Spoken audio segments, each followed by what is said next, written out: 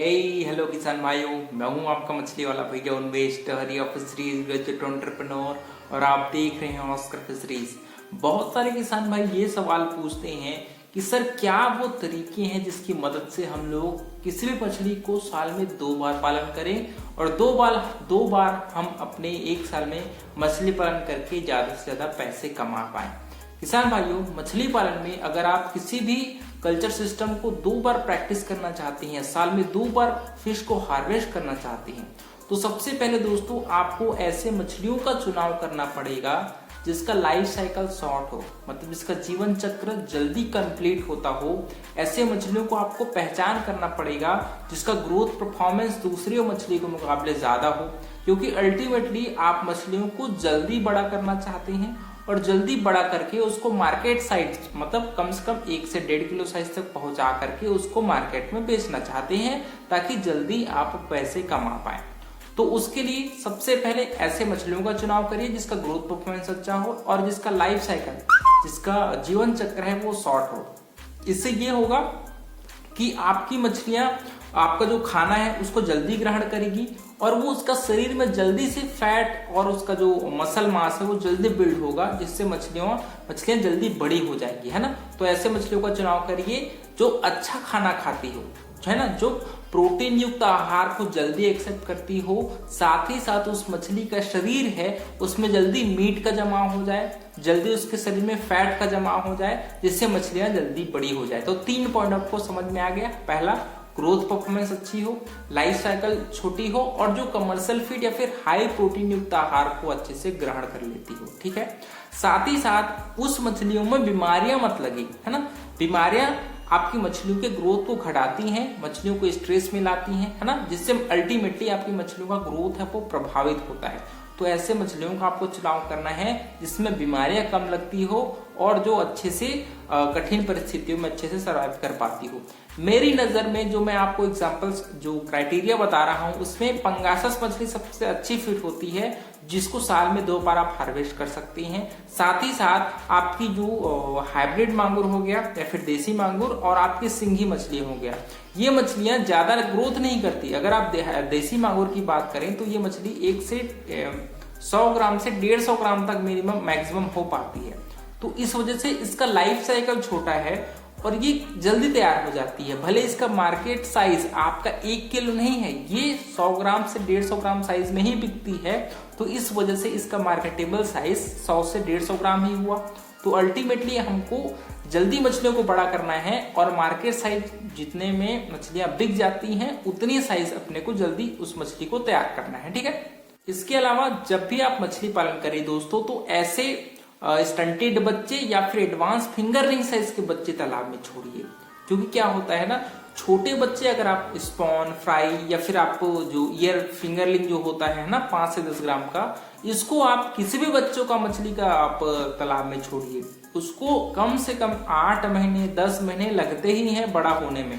तो मैं ये सलाह दूंगा कि आप ऐसे एडवांस फिंगरलिंग स्टंटेड बच्चे छोड़िए जो बड़े साइज के हों। आपका 50 ग्राम 100 ग्राम 150 ग्राम, है ना, इस साइज के बच्चे अगर आप तालाब में छोड़ेंगे तो आपका क्या होगा, कल्चर पीरियड अपने आप शॉर्ट हो जाएगा, किसकी लाइफ साइकिल है वो जल्दी कंप्लीट हो जाएगी। अगर 50 ग्राम 100 ग्राम के बच्चे छोड़ोगे तो ये मछलियां आसानी से 4 महीने में 3 महीने में रेडी होकर के आप इसको मार्केट में बेच भी सकते हैं। इससे ये होगा कि आपको भले ही मछली के जो बच्चे हैं उसका खर्च आपको थोड़ा सा ज्यादा पड़ जाएगा, लेकिन ये मछली बहुत जल्दी तैयार होगी और इसका जो फीड इनटेक है दोस्तों वो कम लगेगा, आपको फीड में इन्वेस्टमेंट भी कम लगेगा। तो मेरे हिसाब से अगर आप दाना कम खिलाते हैं तो अल्टीमेटली आपका जो आपका जो सीड कॉस्ट है, जो बच्चे का जो खर्च है वो अपने आप कंपनसेट हो जाता है ना। तो कोशिश करिए कि एडवांस साइज के बच्चे अगर आप तालाब में छोड़ेंगे तो आपका कल्चर पीरियड अपने आप शॉर्ट हो जाएगा।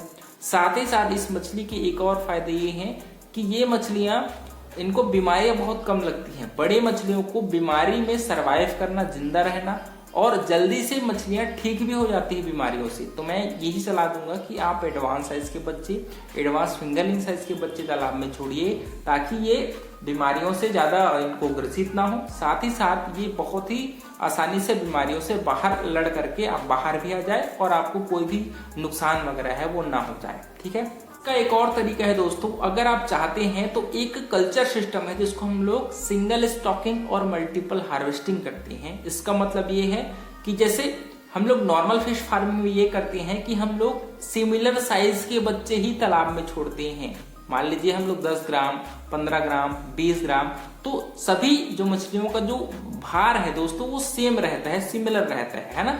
इससे ये होता है कि वो मछलियां एक समय में तैयार हो जाती हैं और एक पर्टिकुलर समय के बाद हम उसको सभी मछलियों को हम लोग निकालते हैं। लेकिन single stocking multiple harvesting culture technique में ये होता है कि आपको मछलियों को अलग अलग साइज के बच्चे तालाब में छोड़ने हैं। मतलब 10 ग्राम साइज के बच्चे छोड़ने हैं, 20 ग्राम साइज के बच्चे छोड़ने हैं, 30 ग्राम साइज के बच्चे छोड़ने हैं। अलग अलग साइज की वैरायटी और उसके भार के अनुसार से, मतलब भार में भी वैरायटी हो और साइज में भी वैरायटी हो। तो अलग अलग अगर साइज के बच्चे आप छोड़ते हैं तो ये होगा कि जो बड़े साइज के बच्चे हैं वो जल्दी तैयार हो जाएंगे और आप उसको तुरंत हार्वेस्ट कर लेंगे 2-3 महीने में। उसके बाद ये होगा कि उसके बाद जो उसके नीचे वाला जो कम भार का जो मछली आपने छोड़ा होगा वो 6 से 7 महीने में तैयार होगी। जो बहुत छोटा मछली छोड़ा होगा वो 8 से 10 महीने में तैयार होगी। इससे ये होगा कि आपका जो कैश फ्लो है, जो कल्चर जो पीरियड है दोस्तों, वो बड़ी मछलियों के लिए जल्दी कंप्लीट हो जाएगी और उसको जल्दी आप तालाब से हार्वेस्ट कर लेंगे। इससे ये होगा कि आपकी जेब में जल्दी पैसे आएंगे और आप उसको फीड में, मछलियों के दाने खिलाने में जो खर्च आता है उसको आप जल्दी आप अपने कंट्रोल में कर पाएंगे। तो ये टेक्निक मुझे डेफिनेटली आपको रिकमेंड करूंगा कि आप अलग अलग साइज की मछलियां तालाब में छोड़िए और बड़ी मछलियां जल्दी तैयार हो जाएंगी, छोटी मछलियां थोड़ी लेट में तैयार होंगी। लेकिन बड़ी मछलियां आपको जल्दी पैसे दिलाएंगी और उस पैसे से आप छोटी मछली को खाना भी खिला पाएंगे। आपको दाना में जो खर्च आता है वो जल्दी आपका कंट्रोल में रहेगा, है ना। तो इस टेक्निक को आप जरूर अपनाइए और इससे कैश फ्लो बना रहता है, मतलब पैसे का जो सर्कुलेशन है वो बना रहता है। ये नहीं कि आपको 6 से 8 महीने वेट करना है तब जाके आपके जेब में पैसे आ रहे हैं। बड़े बच्चे जल्दी बेचेंगे तो वो जल्दी आपके जेब में पैसे डाल के जाएगी, है ना। तो इस टेक्निक को आप जरूर अपनाइए। तो इस प्रकार से मैंने 5-6 इंपॉर्टेंट पॉइंट्स आपको बताए हैं दोस्तों, उसको जरूर आप फॉलो करिए। आप डेफिनेटली साल में 2 बार फसल ले सकती हैं और अच्छी खासी कमाई है वो 2 बार फसल निकाल करके आप कर सकती हैं। बहुत सारे और तरीके हैं, मैं बाद में इस पर और वीडियोस बनाऊंगा, लेकिन इन तरीके को जरूर आप अपने फार्मिंग में इम्प्लीमेंट करिए। डेफिनेटली आपको फिश फार्मिंग में फायदा होगा। तो किसान भाइयों, इस प्रकार से अगर आपको वीडियो पसंद आया होगा तो वीडियो को लाइक जरूर करिए। ऑस्कर फिशरीज पर नए हैं तो चैनल को सब्सक्राइब करना बिल्कुल मत भूलिएगा। मिलते हैं वीडियो में किसान भाइयों, तब तक के लिए बड़ों का सम्मान करिए, छोटों को प्यार करिए, खुद का ढेर सारा ख्याल रखिए। Thank you, thanks for watching.